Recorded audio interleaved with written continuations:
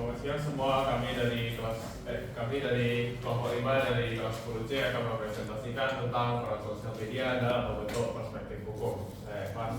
Saya Thomas. Saya Billy. Saya menjelaskan tentang media sosial. Jadi media sosial adalah sebuah platform digital yang isi platform ini adalah untuk menggabung hubungan lain dengan hubungan lain. Dengan adanya hubungan ini, kita dapat berinteraksi, berbagi, dan kita dapat berpendapat dengan satu sama lain. Interaksi yang kita bisa lakukan dalam platform digital ini adalah seperti dalam bentuk pembagian video, pembagian foto, dan pembagian tulisan.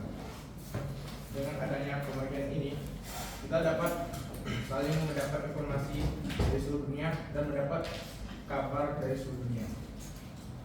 Jadi, media sosial ini adalah sebuah platform yang berbasis internet. Dengan adanya internet ini, kita dapat menggabung satu sama lain dari dunia. Contoh-contoh di media sosial itu ada seperti layanan servis. Layanan servis ini ada berbagai contoh seperti layanan servis dalam bentuk pembagian video atau foto, layanan servis dalam bentuk search engine, dan layanan servis dalam bentuk komunikasi seperti voice call atau video call. Layanan servis ini contoh-contoh misalnya adalah seperti Facebook, Twitter, dan Instagram, dan TikTok, dan lain-lain. Media sosial ini sudah ada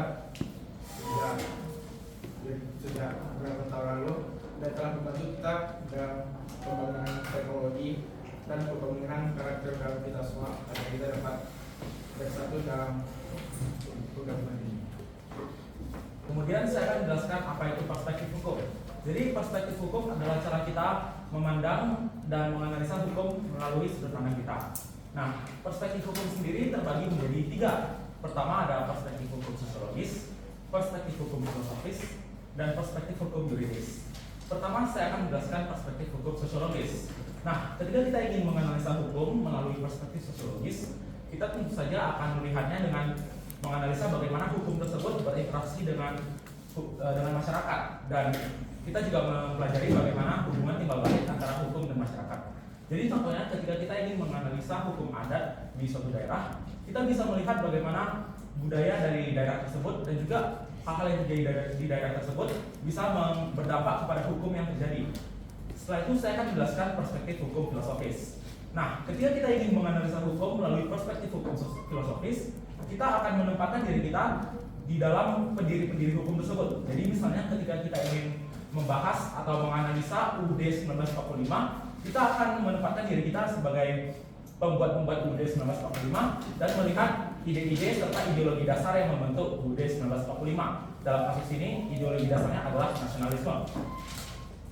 Kemudian saya akan menjelaskan tentang perspektif hukum yuridis. Nah, saat kita menggunakan perspektif hukum yuridis untuk menganalisa hukum, kita akan berfokus kepada nilai-nilai realis dan normatif yang terdapat pada hukum tersebut. Alias kita akan melihat bagaimana hukum tersebut dipraktekkan dalam kehidupan sehari-hari dan juga dampaknya kepada hukum lain. Jadi misalnya, sekali lagi saya akan menganalisa UUD 1945. Kita akan melihat bagaimana UUD 1945 adalah sumber dari segala sumber hukum dan juga adalah basis bagi berbagai hukum-hukum yang dipraktekkan dalam kehidupan sehari-hari kita.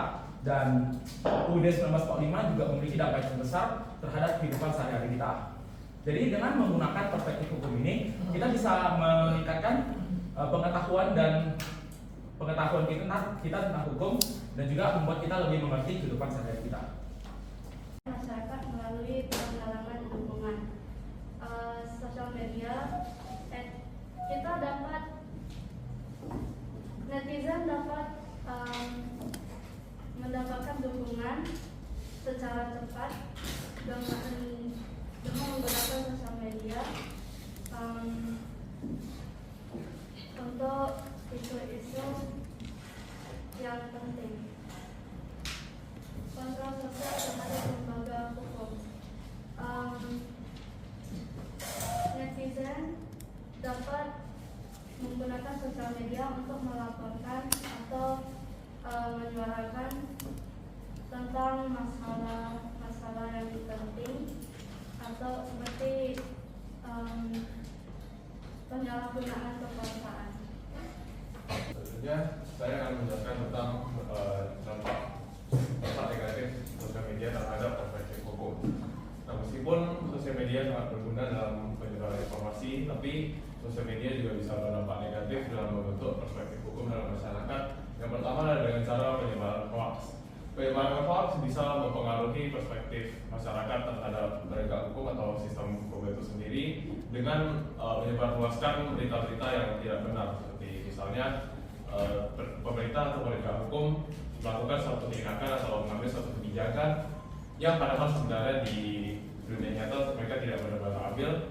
Hal ini bisa mengurangi rasa kepercayaan masyarakat terhadap sistem penegak hukum itu sendiri. Lalu yang kedua adalah stigmatisasi. Media sosial seringkali menjadi tempat perdebatan yang sangat sensasional dan kadang-kadang juga memberikan, dan kadang-kadang berita juga memiliki headline-headline yang sangat kadang bisa misleading atau bisa berarti ganda, sehingga hal ini bisa menciptakan suatu stigma terhadap satu pihak yang terlibat dalam kasus tersebut dan menciptakan ketidakadilan. Lalu yang ketiga adalah tekanan publik. Nah, meskipun tadi seperti yang sudah disebutkan, media sosial ini bisa dibilang sangat demokrasi ya sifatnya, namun tekanan publik juga bisa menyebabkan penegak hukum untuk mengambil keputusan yang tidak benar atau tidak adil, sehingga bisa mengurangi rasa kepercayaan masyarakat dan memperburuk perspektif masyarakat terhadap penegak hukum itu sendiri. Lalu yang keempat adalah polarisasi opini. Media sosial seringkali menjadi tempat perdebatan yang memiliki opini-opini yang terlalu ekstrim dan kurang konstruktif, sehingga hal ini bisa mengurangi pembicaraan yang kritis yang membahas tentang perspektif hukum atau sistem penegak hukum itu sendiri, sehingga bisa mengurangi perspektif yang baik dan juga mengurangi rasa kepercayaan masyarakat terhadap sistem penegak hukum itu. Selanjutnya saya akan menjelaskan bagaimana media sosial dalam mengubah perspektif hukum. Jadi hari ini saya akan menjelaskan tentang dua kasus. Jadi kasus pertama yaitu adalah kasus Audrey. Jadi kasus Audrey ini adalah sebuah kasus di mana seorang perempuan SMA yaitu sedang menjalankan perundungan oleh teman-teman di sekolahnya. Walaupun perundungan ini telah berjalan dengan waktu yang lama, kepolisian hanya tidak melakukan apa-apa terhadap kasus ini karena dianggap sebagai kasus yang sepele dan tidak penting. Namun, setelah kasus ini populer di sosial media dan mulainya pergerakan hashtag Justice for Audrey, di sanalah kepolisian baru mementingkan diri dan menjalankan pada kasus ini. Contoh kasus lainnya adalah di mana seorang artis yang terlibat dalam sebuah kasus hoax tentang dirinya. Hoax ini disebarkan di sosial media seperti TikTok, WhatsApp, dan lain-lain. Si artis ini ada pergi ke kepolisian untuk melaporkan tentang kejadian hoax ini. Namun sama seperti kasus Audrey itu, kepolisian hanya menganggap ini sebagai kasus yang sepele. Di sanalah artis tersebut memposting sebuah video di sosial medianya dan akhirnya video itu pun viral dan kepolisian di sanalah mulai untuk mengambil tindakan pada kasus tersebut. Dari itu kita bisa lihat bahwa sering sekali kepolisian hanya mementingkan diri pada kasus jika ada popularitas dari sosial media.